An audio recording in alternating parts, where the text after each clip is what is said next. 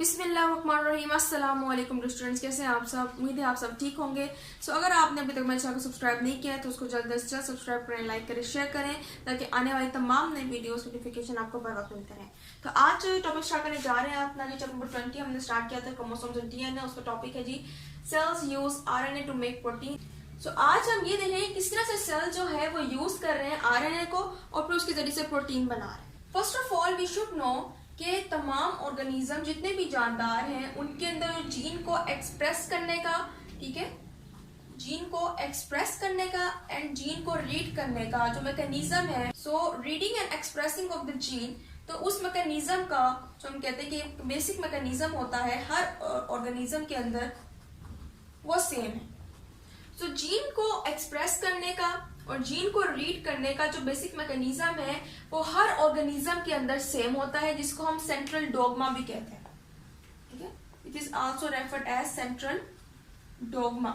अब जो genetic information हमारे पास मौजूद है, ओके, जीन के अंदर, तो जो जेनेटिक इंफॉर्मेशन मौजूद होती है व्हेन इन दी डीएनए, वो क्या करती है, मूव करती है towards the RNA, okay. RNA की तरफ जो है वो मूव करती है and then converted into the protein, okay. तो सिंपल सा हमने ये अभी बात की कि डीएनए से आरएनए और आरएनए से प्रोटीन, ओके। अब किस तरह से बनती है? फर्स्ट ऑफ ऑल जो है हमारे पास प्रोसेस होता है ट्रांसक्रिप्शन का। सो सेंट्रल डोग्मा का जो फर्स्ट स्टेप है ऑफ सेंट्रल डोग्मा, किसके अंदर प्रोटीन किस तरह से हमारे पास जो है वो जनरेट होता है कि first of all genetic information जो है वो मूव करती है टू डीएनए से आरएनए की तरफ, लेकिन एक शर्त पर, डीएनए से आरएनए की तरफ जो इंफॉर्मेशन है, जेनेटिक इंफॉर्मेशन, वो तभी मूव करेगी जब हमारे पास क्या मौजूद होगी, messenger RNA copy of the gene. अगर हमारे पास जीन की जो एमआरएनए जो कॉपी है वो मौजूद होगी, प्रोड्यूस होगी, तो फिर उस केस के अंदर हमारे पास डीएनए जो है उसमें से इंफॉर्मेशन जो है वो मूव कर देगी टुवर्ड्स द आरएनए, ओके। अभी मैसेंजर आरएनए कॉपी हमारे पास जीन की कैसे प्रोड्यूस होती है, ओके, ये प्रोसेस हमारे पास कहलाता है जी ट्रांसक्रिप्शन का। अब ट्रांसक्रिप्शन का प्रोसेस हमारे पास तभी स्टार्ट होता है कब, जब हमारे पास जो एंजाइम पॉलीमरेज है वो क्या हो जाता है जी, बाइंड हो जाता है to the specific binding site. ये बाइंडिंग साइट हमारे पास कहलाती है जी प्रोमोटर।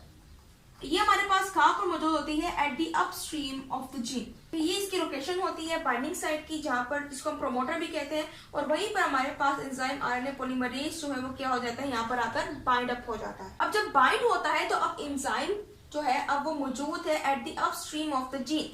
तो जो स्ट्रैंड है उसके साथ जो एंजाइम वो क्या करता है, मूव करना शुरू कर देता है, ओके। सो एंजाइम जो है वो क्या करता है, मूव करता है along the strand with gene. अब स्ट्रैंड्स के अंदर क्या है, जीन मौजूद है। अब एंजाइम जो जब स्ट्रैंड के साथ मूव कर रहा है मींस कि जीन के साथ मूव कर रहा है, तो इस तरह से हमारे पास जो मैसेंजर आरएनए जो कॉपी है जीन की वो क्या हो जाती है, प्रोड्यूस हो जाती है। तो इस तरह से हमारे पास क्या है, पूरा प्रोसेस होता है ट्रांसक्रिप्शन का, जिसके अंदर हमारे पास जो DNA first of all RNA में किस तरह से इंफॉर्मेशन भेज रहा है तभी भेजेगा जब ट्रांसक्रिप्शन का प्रोसेस होगा, मींस की मैसेंजर आरएनए कॉपी जीन की बनेगी। किस तरह से बनेगी, उसके लिए पॉलीमरेज एंजाइम जो है वो हमारे लिए बहुत ज्यादा इंपॉर्टेंट है। पॉलीमरेज एंजाइम होगा तो वो प्रोमोटर पे जाके बाइंड होगा, और ये प्रोमोटर कहाँ पर मौजूद है, at the upstream of the gene.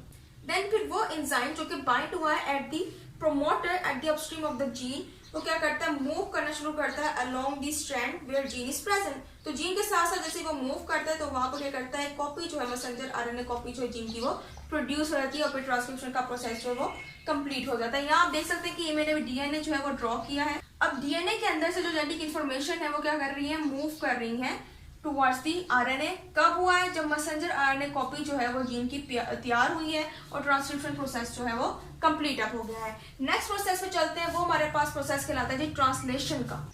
Second step में हमारे पास जो है वो ट्रांसलेशन का प्रोसेस होता है। इसके अंदर अब आरएनए से प्रोटीन की तरफ जो है इंफॉर्मेशन ने मूव करना होता है। अब आरएनए से प्रोटीन की तरफ इंफॉर्मेशन कब मूव करती है, वो तभी मूव करती है कब, जब राइबोसोम जो है वो यूज करते हैं।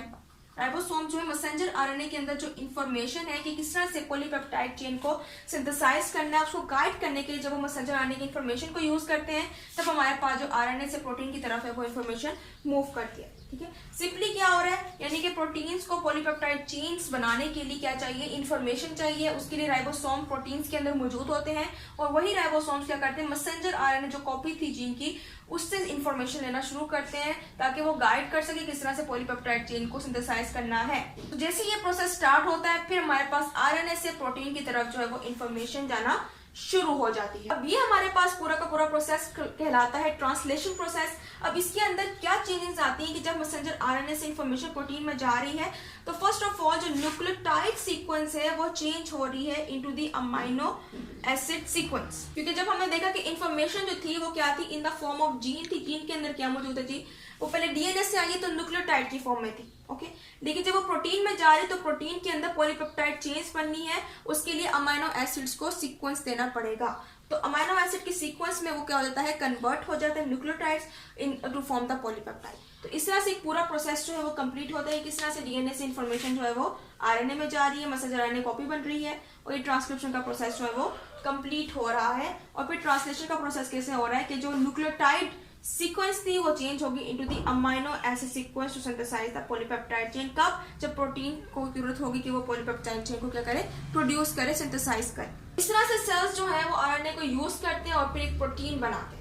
अब ये पूरा प्रोसेस हमारे पास कहलाता है जिस सेंट्रल डॉग्मा का। पहले ही ये बात कर ली थी कि जीन के अंदर जो भी रीडिंग और एक्सप्रेसिंग का मैकेनिज्म है वो सेम होता है और ये पूरा प्रोसेस जो सेंट्रल डॉग्मा है और इसी तरह से जो है वर्क करता है, ओके। और इस तरह से जो सेल्स जो है वो फिर प्रोटीन्स को प्रोड्यूस करते हैं। सो ये था आज का हमारा टॉपिक। उम्मीद है आपको लेक्चर समझ आएगा। इंशाल्लाह नेक्स्ट लेक्चर में मिलेंगे। मजीद जो हमारे पास टॉपिक्स हैं अबाउट नंबर 20 का मौसम में उसको हम कंप्लीट करेंगे। तब तक के लिए टेक केयर, अल्लाह।